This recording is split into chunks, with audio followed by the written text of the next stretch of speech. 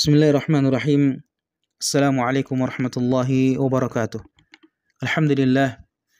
Alhamdulillahi rabbil alamin. Wassalatu wassalamu ala nabiyyina Muhammadin wa ala alihi wa sahbihi wa man tabi'ahum bi ihsanin ila yaumiddin, amma ba'd. Kaum muslimin, saudara dan saudariku, rahimani Allah wa iyyakum ajma'in. Pada hari ini, negeri kita tercinta akan melaksanakan salah satu momentum yang berulang setiap 5 tahun sekali.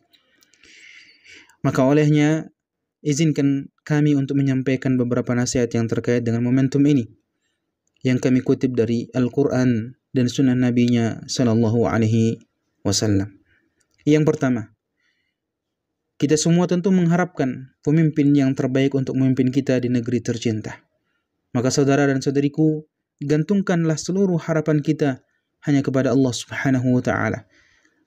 Jangan gantungkan harapan kita kepada selain Allah, apalagi kepada manusia, yang mereka adalah makhluk-makhluk Allah, yang sewaktu-waktu Allah Subhanahu wa Ta'ala membolak-balikkan hati mereka, yang mereka tidak punya kuasa.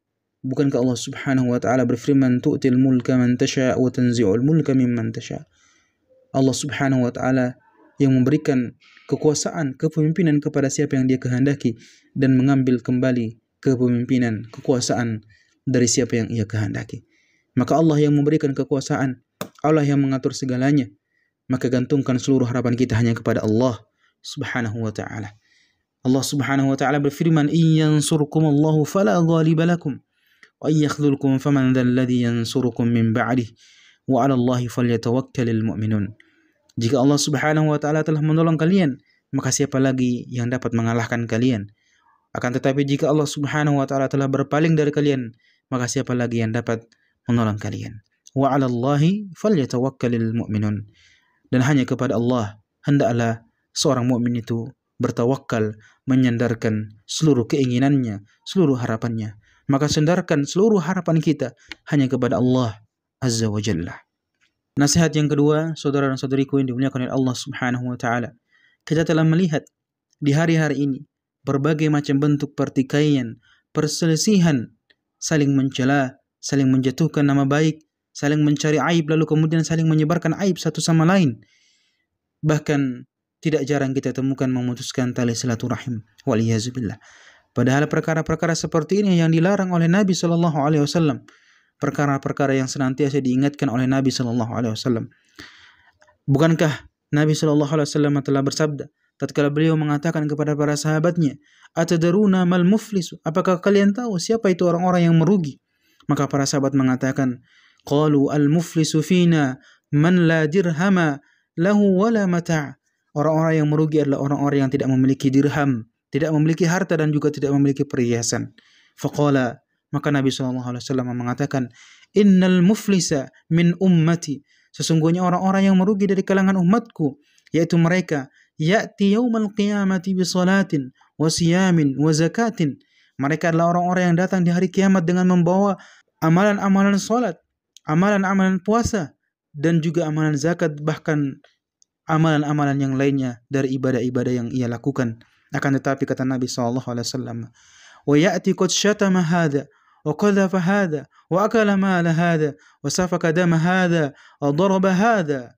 Akan tetapi ketika dia datang dengan memikul pahala amalan yang begitu banyak, berbarengan dengan itu dia datang dengan membawa dosa-dosa, celaan, mencela saudara-saudarinya, menghina saudaranya, mencari aib lalu menyebarkan aib saudaranya, menzalimi saudaranya, bahkan menumpahkan darah saudaranya. Maka kata Nabi SAW, fayu'tu hadha min hasanatihi wa hadha min hasanatihi. Maka diambillah seluruh kebaikan orang tersebut, diberikan kepada orang-orang yang dia cela, dan tatkala seluruh amalan orang yang mencela itu sudah habis, kebaikannya sudah habis, maka kata Nabi SAW, diambillah dosa-dosa orang-orang yang dia cela, lalu diberikan kepada orang yang mencela tersebut. Kemudian kata Nabi SAW, summa turiha fin nari, kemudian orang yang suka mencela tadi, yang datang dengan membawa amalan salat, amalan puasa, tetapi karena di kehidupan dunia dia suka mencela, suka berselisih dengan saudara-saudaranya, suka menzalimi saudara-saudaranya, maka dia kemudian dilemparkan ke dalam api neraka disebabkan karena rugi, mereka adalah orang-orang yang merugi, kata Nabi SAW. Rugi disebabkan karena mendolimi saudara-saudaranya, mencela saudara-saudaranya, memfitnah saudara-saudaranya, menuduh saudara-saudaranya, mendolimi saudara-saudaranya. Waliyazubillah. Maka saudara-saudariku, tinggalkan, sudahi pertikaian, sudahi perselisihan, hentikan seluruh pertikaian permasalahan yang terjadi. Serahkan seluruhnya kepada Allah Subhanahu wa Ta'ala.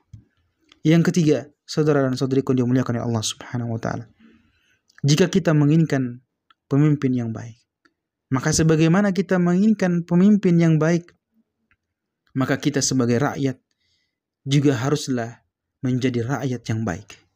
Bukankah Allah Subhanahu wa Ta'ala berfirman dalam Al-Quran, "Wa kadzalika nuwalli ba'dadh dhalimina ba'dhan bima kanu yaksibun." Dan demikianlah kami jadikan sebagian orang-orang zalim untuk memimpin sebagiannya disebabkan karena apa yang mereka lakukan. Maka seorang pemimpin adalah cerminan dari rakyatnya. Sebagaimana perilaku kita dalam kehidupan kita sehari-hari, maka demikian jugalah pemimpin-pemimpin yang akan memimpin kita. Maka bagaimana mungkin Allah menganugerahkan kepada kita pemimpin yang soleh, yang adil, yang baik, ketika kita masih melanggar aturan-aturan Allah, kita meninggalkan perintah-perintah Allah, kita masih bermaksiat kepada Allah Subhanahu wa Ta'ala. Waliyazubillah, kita jauh dari agamanya. Bagaimana mungkin Allah Subhanahu wa Ta'ala akan menganugerahi kita pemimpin yang baik? Bukankah Nabi kita SAW bersabda dalam hadis yang meskipun hadis ini hadis yang lemah, kata Nabi SAW, "Kama takunu yuwalla alaikum." Sebagaimana kalian, maka demikianlah keadaan pemimpin yang akan memimpin kalian. Maka seorang pemimpin, saudara dan saudariku, adalah cerminan dari rakyatnya. Maka kalau kita menginginkan pemimpin yang baik, maka jadilah rakyat yang baik. Semoga nasihat ini bermanfaat untuk diri kami dan kepada kita semua, kaum muslimin, saudara dan saudariku yang ada di negara tercinta. Dan dari kota Madinah An-Nabawiyah Al-Munawwarah, kami mendoakan semoga Allah Subhanahu wa Ta'ala menganugerahkan negeri kita tercinta pemimpin yang terbaik, pemimpin yang saleh, yang adil, yang senantiasa memperhatikan keadaan rakyatnya. Barakallahu fikum wa sallallahu wasallam ala nabiyina Muhammadin. Wassalamu alaikum warahmatullahi wabarakatuh.